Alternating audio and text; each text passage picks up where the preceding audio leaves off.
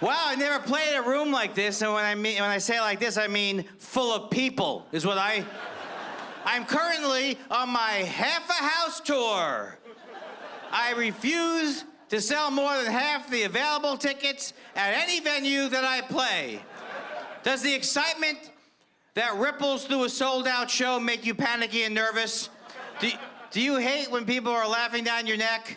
When Kevin Hart comes to town, do you say, oh, I might not get a ticket? Well, then Andy Kindler's half a house tour is for you. Yes, it's the first applause I've ever gotten in Canada. 30 to 40 people can't be wrong. And currently on my half a house tour, I'm every Wednesday, ladies' handbag night. Ladies, feel free to put your handbag on the empty chair next to you and put your coat on the empty chair on the other side of you and a funnier item on the empty loge behind you. All right, so the last one didn't work. Who cares? All right, look. I never draw wherever I go. I mean, I went to Salt Lake City, nobody showed up. And the club owner, they always make excuses why no one's there. Oh, I'm sorry, Andy. The circus is in town. The circus? Oh, those are my people who go to the circus. And now they have to decide, do I want to see a clinically depressed elephant walk around in a smelly tent? Or do I want to see the arcane references of Andy Kindler? I can't decide. Then he said to me, oh, the symphony's in town. The symphony now is a double whammy. My classical music fans won't be attending. How many times have you seen on Facebook, if you like Mozart, you might also like Andy Kindler? Then the excuses get less real sounding. Oh, I'm sorry, Andy, there's a cold going around. That's why no one's here. Oh, I'm sorry, Andy, my friend's having a barbecue. He draws really well. Oh, I'm sorry, Andy. People in this town, they don't like to go out unless they're excited by something. Oh, who wrote that about myself? Anyway, let's keep moving. That's what I say. Why dwell on the last joke? There's a lot of, I'm gonna change my dynamics now. There's a lot of anti-Islamic sentiment in the world now. And I just wanna say, as a Jewish person, thanks for the breather, is what I wanna say. Get off our backs for a couple of years. I'm not Muslim. I think you went that way. But now, all of my Islamic projects have been put on hold. That's what bothers me. My jihad energy drink, not gonna go. My Ramadan noodles, canceled. My Islamic version of the Three Stooges with Mohammed, Larry, and a second Mohammed. Huh? How do I do it? Some of you are asking me. Others are saying why.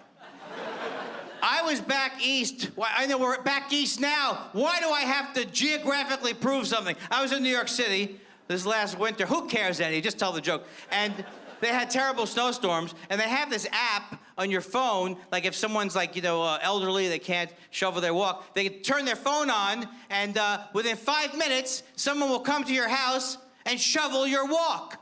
Or they'll murder you with a shovel. They know you're not strong enough to shovel your walk, and they know exactly where you are. It's 50-50. And you can't tell by how they look coming up the sidewalk. When I started comedy, which is debatable if I ever started, but when I started, I gave myself a strict time limit, strict ultimatum. I told myself, if I don't make it by the time I'm 50, 55, 60, 65, or 70, when I'm 80, I'm gonna rethink this whole thing. Maybe cut back on my touring schedule. I'm currently touring the country as al dente. These jokes aren't quite ready yet, folks. Allow the humor to mature to perfection as you ingest the punchline. Well, I tried steroids to see if they would help my comedy, and the only thing I noticed was I bombed aggressively. I call this the rocking back and forth. It's a classic. I'm very excited about commercial space travel. I really am. I want to be on the very first commercial space flight because when I get up into space, I'm going to turn to the person next to me and I'm going to say, excuse me, can you pull down your shade? I want to watch Ted 2. Oh my God, those stars are blinding me. can you please stop enjoying the celestial beauty of the universe so I can watch Transformers 4, Age of Extinction? Yeah. The joke is that the guy doesn't care about space, he just wants the in-orbit movie. That's the joke, if you needed to know where it was. I'm crouching. Come on, if that's not funny, look at that face. It's international humor of Andy Kindler. Hitler enjoyed milk. I know that wasn't a good segue, but I talk about Hitler a lot, so I just assume people are comfortable with it. Hitler enjoyed milk. He was lactose tolerant. That was the only thing Hitler was tolerant of. He was Jew intolerant. The Nazis' problem was the goose step. That was their big problem. It was not an efficient way to get around. That's why they lost the war. Little fact, 80% of Nazis had hamstring issues later in life. This is true. That's how they used to catch them in Argentina. Look at that elderly curmudgeon limping. That joke is so funny, it doesn't deserve to be laughed at. We'll stick it in a museum. You can file by and appreciate it.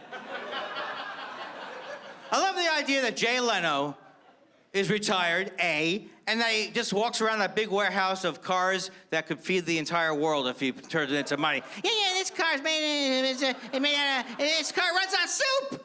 This car's made of bicycle. Yeah, look at this guy, made macaroni. Jay Leno has a car that runs on the energy of all the people's dreams that he's crushed. Yeah. Yes, I say. Here's my final joke. I know it's gonna destroy the room. Are your socks fastened? Are your socks fastened? Because I'm gonna blow them off if you're not careful. When they were giving tours of the Titanic, do you think they said things like, this is the large dance hall over here, we have an ice cream parlor, we have a weight room, and that's just the tip of the iceberg.